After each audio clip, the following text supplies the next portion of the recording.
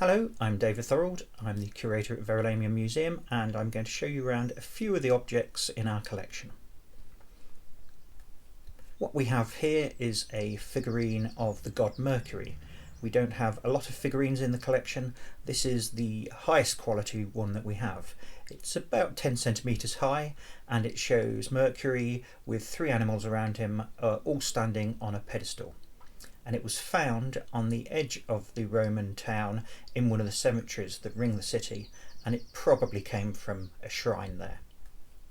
The figure itself shows Mercury in a classical pose, but he's wearing a torque around his neck, which is a Celtic object rather than a classical Roman one, and it sort of suggests that this figure was adapted as a more British style god than a Roman one.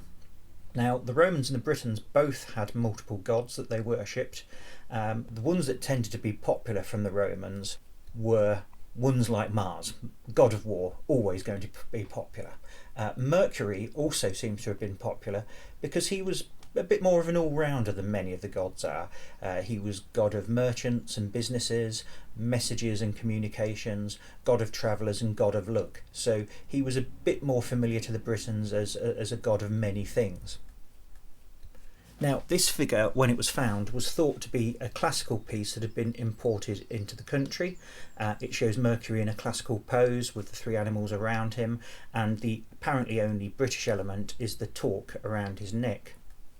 Now, if you look at the three animals around him, they're quite interesting because we have a cockerel, herald of the new day, we have a ram symbolising fertility, and we have a tortoise, which is referring to Mercury's invention of the lyre using a tortoise shell.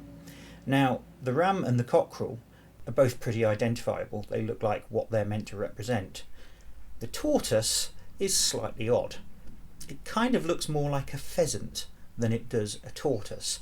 It certainly looks like it's been made by somebody who's never seen a tortoise, but has been told what they look like by somebody else who's possibly never seen a tortoise either. So it hasn't been made by a workman in the Mediterranean region of the empire. It's probably been made by somebody from the northern territories who wouldn't have been familiar with that animal. And on that basis, it's most likely to have been made by somebody based in Britain, and it's probably been made by somebody in Verulamium itself.